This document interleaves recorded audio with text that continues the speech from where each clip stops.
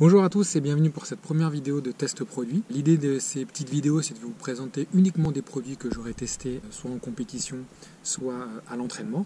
Donc on va commencer aujourd'hui avec cette première vidéo et je vais vous parler de la Brooks Caldera. Donc je vais commencer d'abord par les caractéristiques techniques de cette chaussure-là.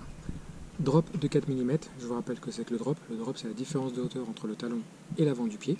Donc en l'occurrence sur cette chaussure-là, je le répète, 4 mm. On a également une semelle en Biomogo DNA qui d'après Brooks est une semelle qui s'adapte au poids du coureur et à sa foulée. C'est une chaussure qui pèse 285 grammes, qui est pour des gens avec foulée universelle, qui dispose d'un pare-pierre ici très intéressant puisqu'il englobe assez bien l'avant du pied. L'avant du pied qu'on appelle aussi toe box qui est extrêmement large. On découvre également un range lacet qu'on peut voir ici, qui est toujours très pratique pour éviter que les lacets traînent un peu partout.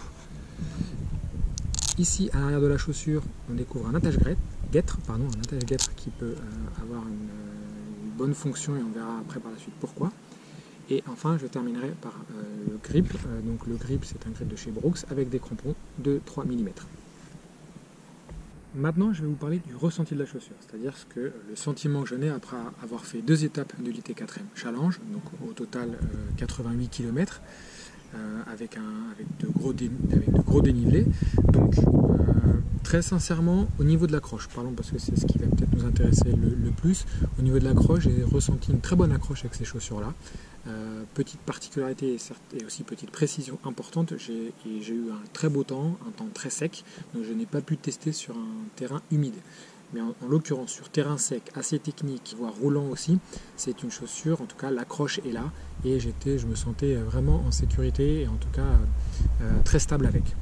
Au niveau du dynamisme de la chaussure, je vous ai dit que c'était un drop de 4 mm, donc ça se ressent forcément, puisqu'on a une chaussure qui est du coup beaucoup plus dynamique, donc de ce côté-là, pas de souci.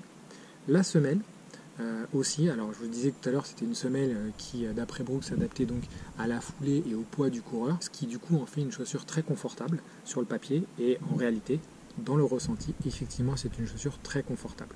Donc c'est très intéressant, on sent tout de suite le moelleux quand on chausse la chaussure et c'est vraiment clairement du coup une chaussure typée pour de l'entraînement long ou des courses longues puisque voilà il y a un vrai confort. Il y a un vrai confort dessus. Le poids également, que j'ai oublié de vous préciser sur la partie technique, 285 grammes, fait que ça reste quand même, pour une chaussure trail, une chaussure qui reste toujours assez légère. Autre particularité, donc la toe box, pardon pas la toe box, mais le pare-pierre qui est ici, a très bien rempli sa fonction. J'ai eu aucun souci.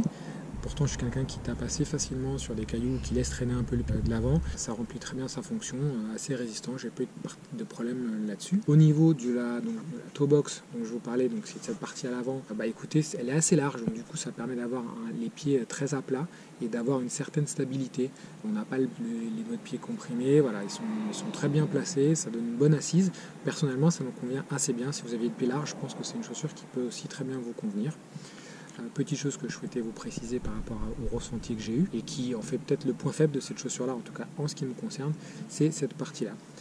Cette partie que je trouve même avec le lacet bien fait, la chaussure bien attachée, assez large, c'est-à-dire qu'il y a un certain bâillement entre la cheville et après le mesh ici, ce qui fait que j'ai eu la problématique sur un terrain très sec d'avoir des choses qui rentraient petit à petit, des tout petits cailloux, des tout petits brins qui rentraient à l'intérieur de la chaussure, ce qui fait que j'ai été obligé de l'enlever plusieurs fois lors de ces 2 jours de compétition pour un peu vider tout ce qu'il y avait dedans, pour ne pas avoir de problème de gêne ou d'ampoule qui allait se créer à cause de débris dans la chaussure. Donc voilà, alors ça peut être compensé clairement en portant des guêtres. Est-ce que c'est pour ça que Brooks a intégré des attaches-guêtres directement sur la chaussure? Je ne sais pas. En tout cas, voilà, c'est la première fois que j'ai ça sur un type de chaussure. J'ai déjà couru sur des cascadias, je n'avais pas eu ce problème-là. Sur ce modèle Brooks Caldera, c'est peut-être le seul défaut que je lui ai trouvé, en tout cas pour l'instant. La conclusion, pour terminer, donc chaussure extrêmement confortable grâce à sa semelle Biomogo DNA. Chaussure plutôt réactive grâce à son drop de 4 mm, on peut le voir ici.